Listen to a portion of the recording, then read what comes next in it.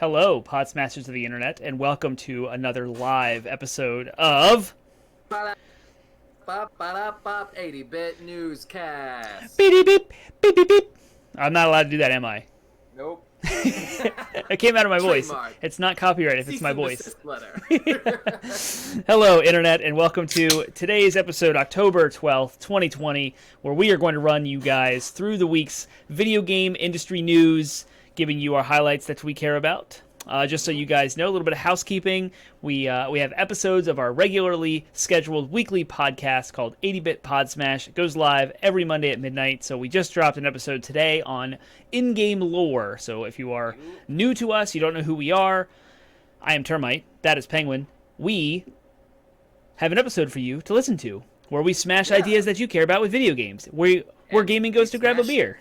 Yeah, and we smashed this week lore in video games, in-game lore with videos. We talked about all that, all the goings-ons and what's to-dos and hoopla and hullabaloo about lore in video games. You can find that podcast at 80bitpodsmash.com, where there are links to all of the podcast platforms you can think of, as well as our YouTube channel, where this very video will go live tomorrow. And you can also catch us Wednesday nights at 8 p.m. over at twitch.tv/80bitpodsmash, or right here if you are on Twitch watching us live. Look out for our Halloween October special video game streams, hot off the heels of Penguin playing Bloodborne from last week. This week, Termite is hitting up Until Dawn with the audience. I can't wait. Apparently there's a mode in the game where I can let the audience pick things. I'm not quite sure. I'm going to mess with it. We'll see. So it should be a lot of fun. So please join us there. Awesome. Wednesdays, 8 p.m. Do it. Yeah, Wednesday. It's coming. And but none of that is what this show is. This is our new weekly news show where we cover the kind of major headlines that Termite pointed out that we kind of care about, that are most important to us. It's not going to be every single piece of video game news. It may actually be every single piece of video game news on slower weeks, but this week, I mean, we're in the middle of a next-gen season, so there's tons of stuff. So we're trying to grab the highlights that we care about. So to give you the rundown, tonight's episode, October 12th, we will be covering a bunch of different headlines. So we will be talking about the multi-year partnership between Xbox, Microsoft, and GameStop. So that's a big thing. We'll go into the details about what that means. There's a lot of Sony news, PlayStation news that just dropped this week. So there was a tech teardown. We'll go through all the details on that for the PlayStation 5. There were a bunch of changes to trophies that Termite posted about all over social media because he was excited. So we'll also detail those here. Termite's stoked. There is some news about the eligible PS4 games that have PlayStation 5 upgrades. That whole debacle continues to be more clear, but also not less complicated. So we'll go through the details on that. There are some changes to the PlayStation Store that we'll talk about, and I think that's pretty much it, yeah? Yep, that sums it up. Lots of PlayStation stuff. Yep, a lot of PlayStation, but a little bit of Xbox, so why don't we start there and talk about GameStop and Microsoft entered a multi-year partnership. What does that mean? And will it save GameStop? That is the question. This information comes by way of GameStop, an article written by Jeremy Winslow. So give them the click. And I'm citing their news. I'm going to read from there, and we'll also talk about it. So the customer service experience is set to change at GameStop as the company enters a multi-year partnership with Microsoft. The deal enables the retailer to provide a, quote, differentiated and personalized in-store customer experience, end quote, centered around more advanced tools through Microsoft assets like Dynamics 365, Surface Notebooks, and Teams. So basically, like what that means is like you walk into a GameStop and the employees are going to be equipped with Microsoft Surface tablets, and they're going to be wireless and like able to bring up your information as a customer. And so they'll come up to you and be like, "Hey, are you looking to pre-order this? Are you looking to what do you want? Like, what are you here for? What can I help you with?" And they'll have your account brought up on their little tablet right there, ready to help you. And then they'll also be immediately connected to other stores and to the greater business as well to further help any customer issues, service issues. Yeah, Teams is awesome. Yeah, so, we use it all the time. Yep. Mm-hmm. Yep. It's and they're making it more and more robust in the age of COVID too. So, yeah, they'll basically be able to be keyed in if you're like, oh, I'm looking for this. Do you have a used title? I'll use an example that I recently was looking for. I popped into GameStop and I was like, do you have a used copy of Astral Chain and how much is it? And they said, no, we don't have one in no, we don't have one in this store, but they have one in the a different store in nearby. And now they'd be able to even go, pull up their little notebook and be like, let me see if I can get a hold of someone, and then be like, hey, y'all, do you have this copy? Could you reserve it for Mr. Daniel Brathwall? And I'd be like, oh, cool. How seamless of an experience. Yep. So I do. Yeah. Go ahead. Leveraging Microsoft technology. So it's not necessarily an Xbox specific deal, although I'm assuming that there is probably some, does it mention anything about any kind of cross promotional? Like, are they going to be focusing more on Xbox product in their stores, whether it be through advertising or is there anything mentioned about that? Because this seems to me to just be a matter of like, oh, we're partnering on technology. Right. GameStop is going to be leveraging the Microsoft suite of technology a little bit more robustly. I imagine there'll probably be a little bit more of like marketing. It's just my complete conjecture and speculation, not based on anything else. It just makes sense if you have a partnership with the company that owns Xbox. There's probably going to be a lot more Xbox things around the store. Maybe it's just something as simple as extra posters or something. But I know they have the all access for the Xbox Series S and X, and I'm not sure if this deal resulted in GameStop jumping in as a retailer or not. I don't know the timeline of that. I just know that GameStop is a retailer that is doing the all access. Okay. Yeah, I know that they had announced they were doing payment plans for the Xbox consoles and PS5 and PS5. Right. But I didn't know if you could specifically go into a GameStop and be like, I would like to sign up for Xbox All Access, and it sounds like they can do that now. So I imagine that's part of the deal. That's cool. Yep. So the last bit of information about that is just a Phil Spencer quote speaking highly of GameStop. So I'll read that real quick and then we can move on. So Xbox boss Phil Spencer spoke highly of GameStop in a press release, saying the company has been a, quote, go-to market partner for many years and an integral part of the gaming ecosystem. Here is his actual quote. For many years, GameStop has been a strong go-to market partner for our gaming products, and we are excited about continuing and evolving that relationship for the launch of the Xbox Series X and S. GameStop's extensive store base, focus on digital transformation in an omni-channel environment, and expert gamer associates remain an important part of our gaming ecosystem, and we're pleased to elevate our partnership. So that kind of sums up my conjecture and speculation where, yes, there'll definitely be an Xbox bend at GameStop, but if you remember, GameStop isn't going to benefit if they exclude any platform. So of course. GameStop wants everyone, and there is deals for PS5s to do the whole layaway or payment plans, just like there are with Xbox, and they'll have just as much deals with each of them. But, yep, so it is interesting, and GameStop now has Reggie Fils-Aimé on their board from Nintendo. So now you have Phil Spencer and Reggie sort of like in a weird position together again. I mean, Nintendo and Microsoft, right? They've been like friends for a while. Talking. Yeah. Those conversations were happening before Fiume left. Right. For GameStop. So I imagine those inroads were when he joined GameStop, he was like, I've got inroads with Microsoft, so let's see if we can leverage those. Yeah, so maybe this could be a result of that. That's interesting. See, this is what Penguin and Termite bring to the table. There's no reporting of that going on. Yeah. Wild speculation and conjecture. It's what we're good at, I guess. Whether it's true or not, you heard it first here. That's right. You heard it here. Heard it here first, all folks. Right. So let's dig into the Sony PlayStation 5 news from the week.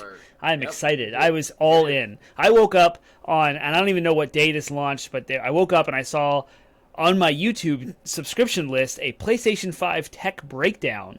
And sure enough, it was an official Sony video of this guy, assuming it's the same guy who wrote the blog post, taking apart a PlayStation 5 bit by bit. And as someone on the internet who lurks and looks for YouTube videos of how to take apart consoles and gets into the nerdy details about where the RAM is located on the board and how efficient it is with the system on a chip and how the heatsink and the thermal paste and the conductivity and the fans and the cooling and all that stuff, how it's all played out and how it all is mapped out across all these consoles that I have behind me, I was like, yes, bring me the PlayStation 5. This is amazing. So, and if you're like Penguin and you're like, those stuff's cool, I like it, I like talking about it, but I also am not going to go out of my way to ever take apart my PlayStation 5. Oh, I wouldn't either. No, I keep warranty stickers on these babies. Buckle in and let's get on. Did you watch this video? First off. No, I didn't. Okay. All right. So it's external to internal. So as he takes it apart, he describes and shows off different things. This is by way of Masayasu Ito. He's the executive vice president of hardware engineering and operation at Sony Interactive Entertainment. So his process first showed off the external ports. And important to note, there's a USB-C port now, which is the same one you would use on the Nintendo Switch controller or in your Pixel phones if you're on the Android. It's a newer, high-powered USB cable. It's capable of transferring data at crazy fast rates as well as charging things really quickly. And I love USB-C. It's amazing. All of the devices I have now pretty much are USB-C. My phone, my Switch, and it's great. It's awesome. My phone charges like that. Like I can when it's connected to the proper charger that came with the manufacturer, it's like I'll put it in there for like a 20-minute episode of a TV show, and it'll go from like 15% to 75%. Yep, it's awesome. It's awesome. USB-C is great. Mm-hmm. And we know the controller, the DualSense, is USB-C as well, so that's an obvious port-to-port charging, right? But what was not obvious was the possibility of a future PlayStation VR iteration, whether it's PSVR 2 or whatever they want to call the next thing. So there's this breakout box with the original PlayStation VR that this USB-C port could eliminate entirely and make it just one cable. So that's interesting, and because it's on the front of the port as well, it's kind of like, who knows? But anyway, so the next part of the teardown video was the stand. So we know because the shape of the PlayStation 5, it requires a stand, whether you set it horizontally or vertically. It requires both. And so the stand initially it's on its side or up vertically. So he pulls the console down on the side, and he takes like a screwdriver, and there's a really big screw. It looks like you get a nickel or a quarter. Like you don't have to have a screwdriver to get the stand off. But when you pull it off, there's a hole in the bottom. Well, the stand itself has a plug. You pull it out of the stand, and you plug it into the system to plug the hole. And then the stand, if you want to set the console on its side, you just clip it onto the side of the console and turn it over. And then you have a spot inside the stand for that screw. It's like a little trapdoor. Nice. They put a lot of thought into just the stand with both the plug that you can plug in and the little trapdoor for the screw to make sure it's all contained. You're not going to lose the screw anymore, and it's all nice and neat. I love it. That's smart. Yeah. That's cool. So the next thing he showed, the side panels, the white fins, they just clip off. They slide off. You just like tick, just like the side of a PC case, like easy. No screws, not even a thumb screw. And when you do that, it reveals the fan. And there's these two triangular-shaped holes that are meant for vacuuming dust out of. They're positioned properly where the cooling heatsink and the fan are, so you can stick a vacuum right there and just suck all the dust out super easy without a single screw and no voiding your warranty. I was blown away. I was like, yes. Why haven't we done this since the beginning of time with consoles? Like, dust is such a problem, and your PlayStation 4 sounds like a jet engine. It's taken off. It's overheating. Right. That's why, because you have to take it apart and void the warranty to get to the fans to vacuum it. So now you don't have to do that. Also, the fact that the side panels just clip off, you can customize them however you want. The internet's going to go crazy. Spray painting, all kind of custom work, whatever you guys want to do. And gals, you guys can just tear it up and make... anyone. Anyone in the world can make anything you want. I say guys because it's the stupid, like... Sure, no. I've been raised in a world where we say guys, meaning girls and guys, but I'm trying to get out of that, trying to get better about it. So it's like guys and gals. Anyway, I digress. Make guys a neutral term. Everyone's guys. But why? That's a topic for... Yep. So when you take the side panels off, you see the fan, you see the screw hole, or the triangular holes for vacuuming, and then lastly, you also see the interface for sliding storage expansion in. So when you go out to buy... not a non-proprietary, just third-party solid-state drive. The port for it is right there, so you don't have to unscrew anything. You don't have to avoid any warranties. You snap the panel off. The port is right there for a PCI Express, an M.2 interface, and for an NVMe storage expansion slot. So whether it's Samsung, Western Digital, or whoever you want, you can, as long as it's a correct speed, which Sony has not clarified yet. You can go buy any solid-state expansion you want and slide it in. Contrast with Microsoft's proprietary memory card solution that costs $220 for a 1 terabyte expansion card, and that's all you got. This allows you to buy a 500 gig stick, or a terabyte stick, or a 2 terabyte stick. And later on, you'll see 4, 6, 8. So anyway, it's expandable solid-state drive storage. I hope that the speed point isn't so high that it makes it practically as expensive as the Xbox ones, anyways. There is only one so far that came out. It's a Western Digital one, and it is sanctioned by Sony. It's PS5 ready, and the 1 terabyte is actually $230, whereas the Microsoft one is $220. So they're neck and neck, same price for the same size. But there's a 500 gigabyte one that's only $180. So if you want to save money, you can go down to 500 gigs. $180. This stuff is not cheap. Yeah, Yeah. you're not kidding. Cool. Yep. All right, anything else with the hardware? Yes, the heatsink and the fan. The fan is a 120 millimeter fan, and it draws air in from both sides of the console now instead of just one. So it fits right in the middle, and you can see both access ports when you take the side panels off. And the heatsink is huge. It's this massive, like, 2 giant thing. Go look at it. It's fantastic. Whereas the original PlayStation and the PS4 Pro were just one. And this is interesting. There's a thing called thermal compound that you would use to thermal interface material, they call it. It transfers the heat from the die of the chip itself to the lid of the chip, so it's internal. So like when you buy it, right? It's not just that. Yes and no. It is the goo. It's the thing you would put if you build your own PC and you put a cooler on your PC, you would use thermal compound there. But that's not what this is. This is the one that's underneath of that lid.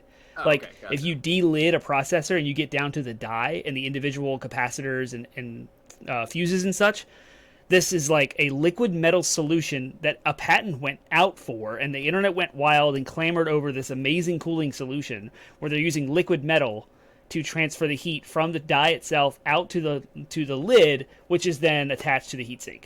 So, amazing cooling. Apparently, it's whisper quiet for those who have gotten it and talked about it. It's not a lot. It's like there was the Japanese magazine outlet 4Gamer that talked about it last week. We addressed it here. They said it's super, super quiet. But now we know why, because we have all of this technology. You can see it. So all of that is really great. The fact that they did this shows so much confidence for Sony. Sony says, here's our PlayStation 5, and we're so confident it's not going to red ring of death, that there's no hardware failures, that we're going to show it to you on the internet. We're going to show people who are electrical engineers. We're going to show everyone what we have developed, what we spent years making. There's no flaws in this. If there were, the internet would go wild with it and say that's going to be a problem. And just the confidence of just showing it all out there, just laying it bare. Yes, all of the puns and the innuendos you would like. Sony just did it in front of everyone. Let's hope that when they make 8-9 million more of these things, right, that holds true. Well, yeah, I mean, I'm not talking about factory defects. Factory defects are going to exist. It doesn't matter how good your hardware is. But this just shows the engineering behind it is a sound solution. Right. Yeah. Cool. All right. I don't have anything else to add to that. It all sounds cool. I have taken apart computers before, and I do get some joy out of it. So I might go back and watch the video myself. You should do it, dude. It's awesome. Yeah. Cool. Let's move on to, with the rest of our time, talk about a couple more things Sony related. So the big one I know you want to geek out about. Let's hit it first. Trophies. Pretty much really quickly, I feel like it was early last week in comparison to our last news episode. I think it was midweek last week, so it was only a few days after our last episode, that Sony revealed in a blog post the changes to the trophy system and how some of the things we talked about in our last trophy episode have been confirmed that they are doing. So the big announcement, though, was the change in how the levels work. So I know you want to explain it, so hit it up. So before, in the old days, when PlayStation first introduced trophies back on the PS3, you had a level tied to your profile, and it was either between 1 and you could max out at 100. Now they've changed that 100 cap to 999. Which is awesome. And this is why. Because it used to take so long to level up that you could get a platinum trophy and you might get 1% to your level, especially if you go up to like the higher people in the 20s and 30s in their levels. Remember, the cap is 100. People in their 20s and 30s have 60 to 100 platinums, and they get another platinum and their level increases by 1%. Like, what's the point, right? Yeah, at that point, you're so far. It takes so long to level up. It's just like, okay, well, now it's way more granular, and so 1 to 999. Now you can measure your value in centimeters instead of in inches. It's great. It's awesome. My friends list had 4 different levels on it. Now it has 12 because of 12 friends that I have, or more. I don't even know, but it's fantastic. Everyone has their own unique level. No one's the same level anymore. It's awesome. So behind the scenes, trophies were calculated The blog post mentioned that they were adjusting the calculations for levels as well, not just changing the level scale itself, but also emphasizing platinum. So everyone was wondering what that would mean. Well, the guys over at PlayStation Profiles, psnprofiles.com, well, at least the one guy who is a guy based on name anyway, he posted this. They actually adjusted their entire backend to adjust for the new system, but the only change was that platinums were worth 180 points, and in the old days, now they're worth 300. That was the only change. So bronze, silvers, and golds are still worth 15, 30, and 90 respectively. So platinums were almost doubled in value, but not. So they gained another 120 points. They also adjusted how many points per level, and they broke it down into there's every single range of 100 actually increases. So just to go from like 1 to 400, so 1 to 100 is 60 points, so 4 bronze trophies you're going to level up. You're going to blow through the first 99 levels, no problem. Mm-hmm. Levels 100 to 199 would require 90 points, or 6 bronze trophies. You're going to go through that pretty quick. Then it gets crazy. Level 200 to 299 requires 450 points, or 30 bronze trophies. And then it doubles again, level range 300 to 399 to 900 points per level up. So I'm level 320, and Penguin Man sits at 247, I think is where you're at. I don't know. And so anyway, I might not be that anymore because I got my infamous platinum today. So ooh, that was not synchronized up to the server when I looked. Good job, good on you. So you've definitely leveled up. Yeah. Sweet. So there's new trophy icons coming with the PlayStation 5. So these are not out yet, but right now everyone's profile on PlayStation has a little yellow star next to their level, and that little icon is going to change now based on what level you are when you get a PlayStation 5. And so bronze, there's 3 tiers of bronze level icons. So there's 3 bronze icons, levels 1 through 299, and then there's 3 silvers from 300 to 599, and then there's 3 gold levels from 600 to 998. And then if you do reach the cap, level 999, you will get a little platinum icon just for 999. So yeah, that's the rundown. That's it. Yeah, it's interesting. I mean, we can break down our thoughts on it a little bit. We've spent a little bit of time doing that. I will say, as a side note, they also confirmed that they would be adding the trophy, like you'll be able to track your progress on trophies, which is something we talked about. We wanted, but only for eligible PS5 games, which makes sense. They'll have to implement it. They'll have to implement a tracking system per game, pretty much, which is fine. So at least it's better than it was before. Like some games having it is better than no games having it. So that's also side confirmed, but. In regards to this, I mean, it's cool. Again, like I said, I'm not. That to me, the more exciting news is like more trophy tracking functionality. But it's cool. I mean, it's nice to know that there's a little bit more granularity in how you stack up against others. So that meta game has just gotten a little bit more interesting, I suppose, because you can kind of, for those who care, because there's a large amount of players out there who just don't care about this stuff. And this part of trophy hunting, I don't care quite as much about because it literally is just how do you stack up against other people? And it's like, okay, whatever. I don't care. It's all self. I just want to be able to. I like that 18, the number of 18 there. That's platinums. Right. So that's all I really care about. That used to be what people actually cared about too with the old system because the level was so irrelevant. Like I said, you'd get a platinum and you'd get 1%. It means nothing at that point because there's so many people lumped into the same level. So in the past, it really mattered how many platinums you had. You could sort, okay, this person had 18, this person's got 20. You know, like you could sort by that. Where now your platinums matter more in your levels, so you can just kind of get a better picture at a glance. The fascinating thing that I saw was how many people on my friends list jumped positions. So I took a screenshot of what my ranking system was before the patch went live and after, and sure enough, the person who was in like 4th and 5th place swapped just because the person who was in 5th had more platinums, and they emphasized the value, and it's like actually went up one. And so yeah, we got someone from the chat confirmed that Penguin Man is 245. So you were 243 when I checked before. You got you platinum and infamous. Now you're 245. Cool. Yep. All right. Sweet. Well, I think that's all for trophies. We can move on to our last news story for the day. Yeah. Sure. Did you have any other final thoughts or?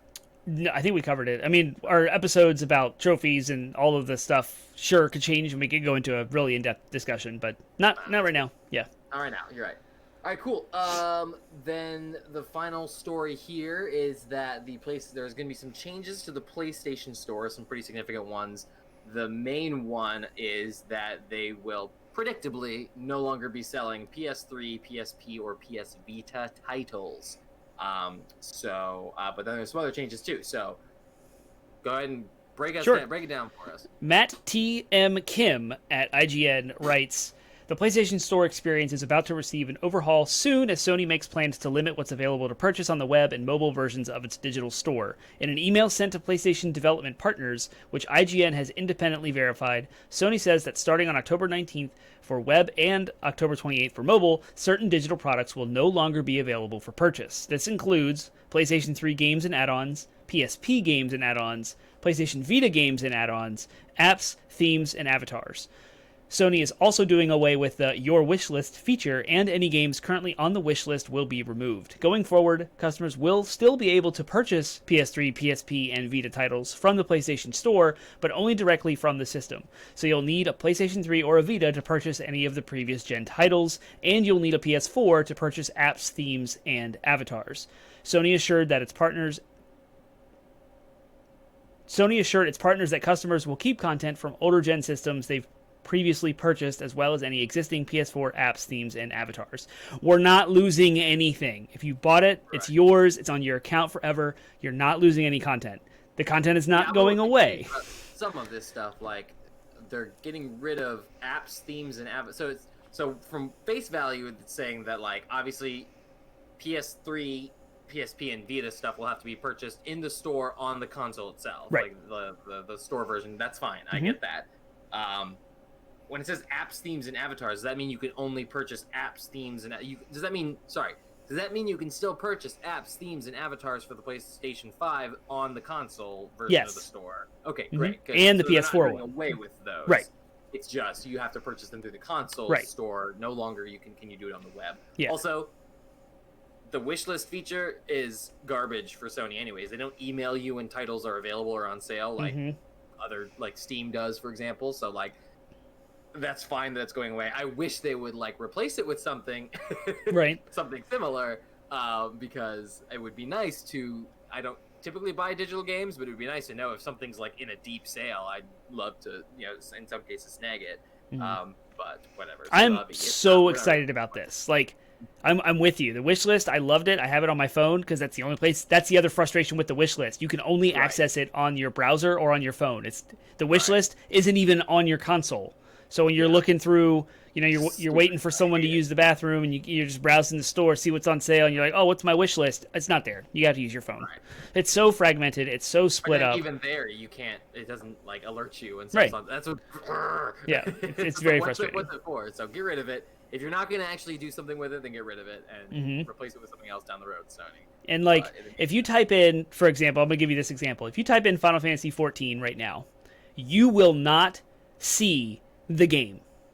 It's buried in pages and pages of avatars, add-ons, themes, the PlayStation 3 version and every expansion and add-on, the PlayStation 4 version and every expansion and add-on. If you type in Final Fantasy 15, the same thing. There's so much add-on content. There's so much apps, extensions, that the game itself is buried. And it's so frustrating because the very first thing you should see is the base game. If you type in Borderlands 3, you should see the base game first, and then everything else after that. And you don't. You don't get that right now. You should go to the page where the base game is, and then it's worth mentioning at this point, by the way, that we are wrapping up this story, and now is the time in our show when you could prepare any questions, corrections, comments, or news stories that we didn't cover. So go ahead and type those up in the chat, and then when we wrap up with this, we will acknowledge those and discuss them live here. Yep. So, but yeah, sorry. So you're right. It should be, when I search for a game, the store should assume that I'm not searching for anything else but the game. And then when I go to the hub page of the game, then it lists all of the content that I'm looking for. So that would be hoping that this step to scrub the store from the browser and the your web browser and your mobile devices, scrubbing the store, cleaning it up, getting rid of all of these, all of that, just move it out, will hopefully streamline and clean, and hopefully it's more indicative of a more streamlined, clean store going forward with the PS5. Right. And as someone who keeps all of my old consoles, I'm not worried about any of that. If I'm going to go buy a PS3 game digitally, I will log into one of my two PS3s that I have currently hooked up and synced to the cloud. And I will buy whatever I want or play whatever I want. So hopefully this is just good stuff going forward. Sure. And besides, let's be real. You get physical copies of the games. This doesn't affect us too terribly. That's true. That is very true. Will affect other people. Yep. It's still important to talk about, but us personally, we tend to snag our games physical at this point, and that does not look like it's going to change for either of us for the next generation. So, cool. All right. So that wraps up all the news stories we have prepared. Gamer Time asked, is there a specific date when GameStop is going to get Microsofted? And also, will it be at the same, or will be all stores at the same time? That is a good question. I don't think there was any details about that. All we know is that GameStop is closing between 400 and 450 stores after the CEO George Sherman took a 50% pay cut. So they are struggling, especially with the coronavirus. And there's no date on any big changes coming for, like, look out for the new GameStop experience at this date. That's not the case. It's going to be a rollout. The partnership exists now, so it's a matter of how long it takes. Test markets. I'm guessing it's like every other retail space that I've ever looked into in any depth, and it's going to be test markets in the busiest areas. They're going to target them specifically, see how they do, roll them, train them, roll it out, and then go from there, trickling across the world. So it'll be a while. Yeah, sounds about right to me. Yep. So cool. All right. And if anything changes in regard to that, if they do a global launch, we'll report on it. Probably hear about it, and we'll report on it for sure. Yep. So. All right, cool. Well, then that's the show. So, again, a reminder, we have 3 places you can check out fresh content, juicy content-filled things from us. The next thing coming up this week is Termite will be live streaming until dawn on Wednesday. 2 days. Right now. Yep. And then next Monday at midnight, a new episode will drop that we'll be discussing game endings that we've already recorded. So how do games end? And then that following 8:00 p.m. that same Monday, we will be doing another one of these news shows. So that's the new weekly rotation, is a live stream, a pre-recorded episode, meaty, chunky episode, and about smashing topics together, and then a live news show on Twitch that you can check out later on YouTube as well. So do those things. Obviously, you go to our website, 80bitpodsmash.com, where you can find links to all of our social media if you want to engage with us further and discuss these topics further. We have links to all of our Discords in the show notes of each episode that are right there on the front page. You can find Reddit, where we have weekly conversations discussing our episodes. You can find Facebook, Instagram, Twitter, where you can just comment on the stuff that we post or reach out to us directly and email us. So all that is 80bitpodsmash.com, so go check it out. And do it. Until next week, or until Wednesday, really quickly, guys, girls, whoever you are, people, we are 1 month today from the PlayStation 5 release. Oh my god. We are less than a month away from an Xbox Series S release. It's coming. It is coming hot, heavy. I am hyped. I am pumped, and I can't freaking wait. I want my PlayStation 5. The show will end because we'll just be playing games. That's it. We'll just be playing That's PS5, it. so. Yep. We'll disappear. That's it. So without further ado, we will see you on Wednesday, and we'll see you next week.